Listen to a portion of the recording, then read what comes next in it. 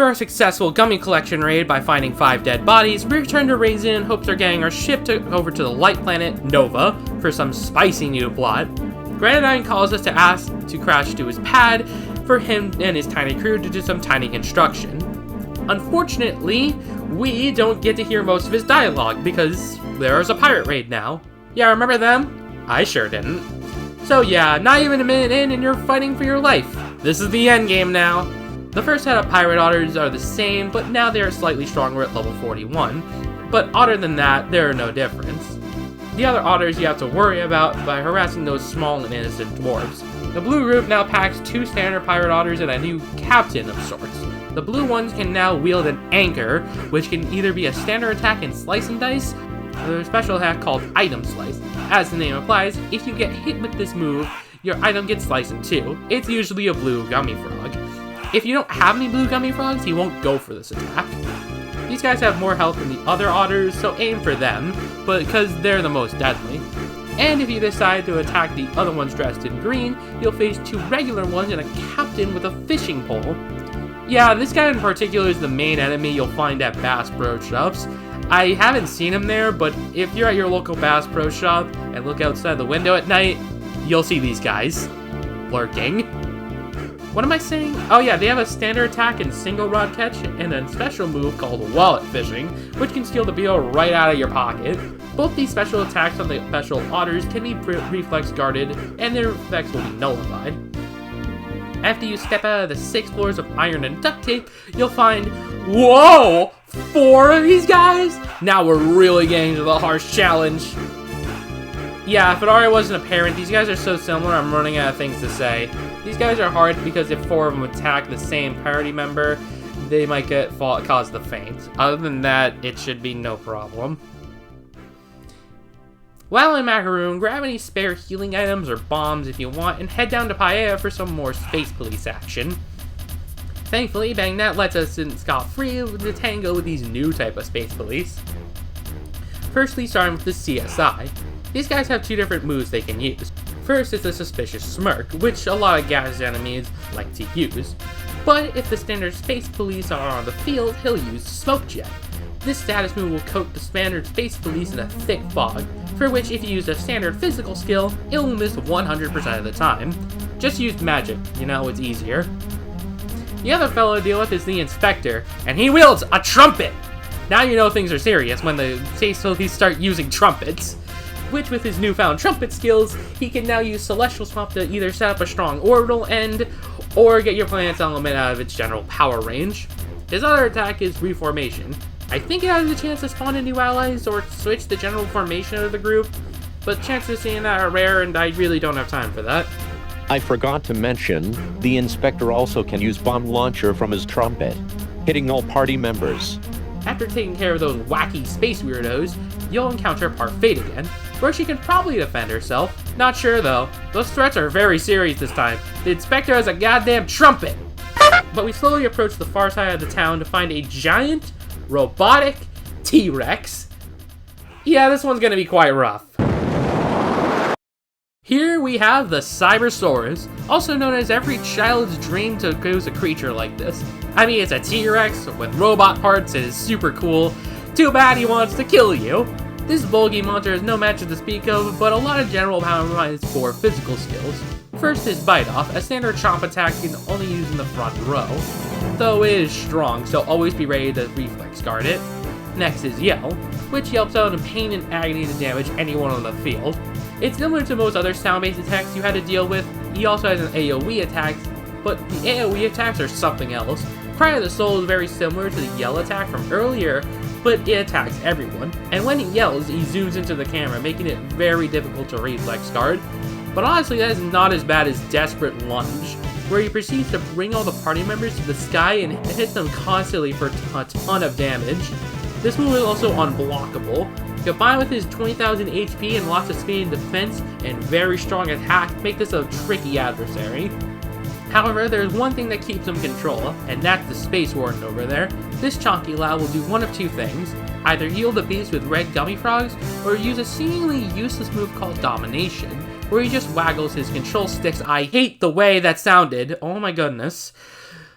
But to explain his role, he regulates the Cybersaurus attacks by making him do his weaker moves, Yell and Bite Off respectively. Then, once you defeat him, he can't be controlled by anyone, so he switches to his stronger AoE attacks.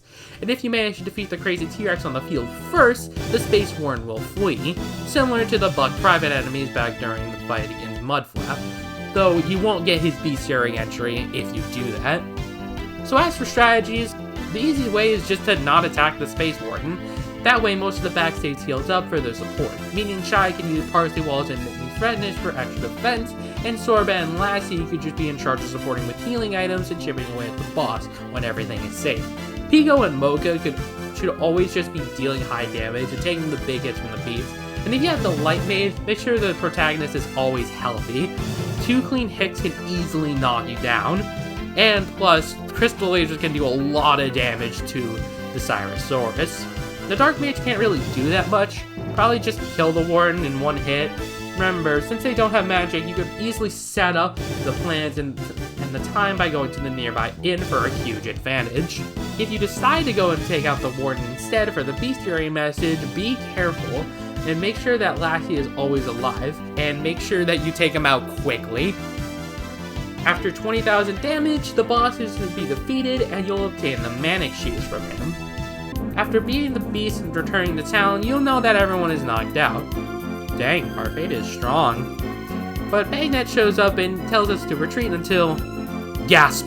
Another chicken! This is Beak Fowler, and yeah, he wants us dead, surprise surprise. Sorbet tries to sacrifice herself to the rooster overlords above, but Bagnet said it was his time to die tragically in the story. But before another attack comes, Ree shows up out of nowhere and takes him by surprise, and by whisking us away. Huh, your father like daughter.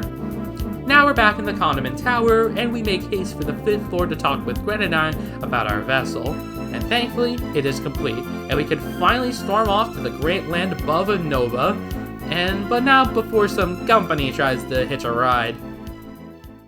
Oh wait, that's it? But this video isn't 10 minutes yet, what am I supposed to do? Oh, I have an idea. Yeah, although multiplayer still is mostly inaccessible for footage, we got some legitimate methods for continuing on. And yes, I am talking about cheats. Now, there's not that much since this game is still rather niche, but there is one code in particular that can give us some more spice in our lives. By using this code on screen, you'll be gifted with all items, which includes variations of gummy frogs, multiple coats of bombs, and most importantly, every single figurine. By going to Master Macadamia's on Buffoon, you could battle him and use the figurine the first turn to get a new variety of enemy. There are 26 different kinds of figurines to fight, and around 11 of them alone are just kind of bosses, but the other 15 are pretty standard, so you know what that means, it's time for a lightning round! By using the Hot Lava figurine, you fight the Hot Lava. You honestly would have thought this is the Lava Lumpling back in Razen, but nope, he's the darker shade red, and other than that, he has slightly more HP. By using the Nimbus figurine, you'll fight Nimbus. And hey, this fella actually looks unique. He's a wind maid, but for the most part he doesn't know any sort of wind elemental move, he just has a dive bomb attack. By using the Three Brothers figurine, you'll fight the Happy Boy, or in this case, Happy Boys. These three are light mages and all of them have the same amount of HP. The front two only have an attack and hardy bow, and the boy in the back can either fire a double arrow to attack 2 people, or send a barrage of arrows to everyone for an all-purpose shot. Pretty unique. By using the Spiking Nut figurine, you'll fight the Spiking Nut. Like the bastards back on Gren, these nuts are stronger and the same moves as the Pepperthorn and a Slug attack. You do have a Fire Mage though, so start using him. By using the Wee Tadpole figurine, you'll fight the Wee Tadpole, another new design that completely doesn't look like a tadpole. However, you can use a powerful Hailstorm, so watch out for that. By using a Buffalo Herd figurine, you'll fight the 6 of the Buffalo Herd. Yeah, you have to knock out all 6, otherwise the remaining one will call all of them back. In the front row, they can use a Land Strike, and in the back row, they can use a Growl Pound and attack 3 targets. Hope you got your spare Thunder Bombs in reserve. By using the Bone Warrior figurine, you'll fight the Bone Warrior. This guy is a recolor of the same enemy you fight in the Capstone Caverns, though this time, he comes back with a nasty Shadow Die as well as a standard cut attack. By using the Panic Alarm figurine, you'll fight the Panic Alarm. This calm-looking beast only has 2 moves, a Clarion Call and a Disharmony. Both these moves can lower your defense, so be careful of that. By using the Bat Noble figurine, you'll fight the Bat Noble, again by making new enemies out of the previous bastard this time. But this time he only looks like he has a 2-point chomp attack, and that's in fact much simpler. By using the Storm Judge figurine, you'll fight the Storm Judge. He is a recolor of the Cyclone back in the ruins, by having the same attacks but actually being weaker than the other one, and even at a lower level. By using the Whimsy Salad figurine, you'll fight the Whimsy Salad. Definitely the best theme so far. It is a recolor of the Leaf Witch on Gren, and yes, it comes with the powerful Briar Patch too.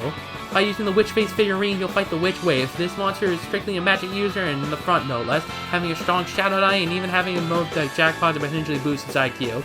By using the Chatterbox figurine, you'll fight the Chatterbox. Initially, this creature will only use Love Showers to constantly heal itself, however, if it's powered up, it will go on the offensive with several nasty hailstorms, so don't take it lightly. And by using the Baganagon figure, you'll fight the Baganagon. This guy sucks by having a standard crushing attack, but its defense and spirit are sky high, meaning that it's strictly a wall. It's like fighting a Shuckle and Poke, even if it has lower HP. That was a lot of baddies to cover. And as for the rest of the figurines, they'll be making an appearance sooner than later, probably in a separate video. But for now, we set a course to Nova to finally save our teacher.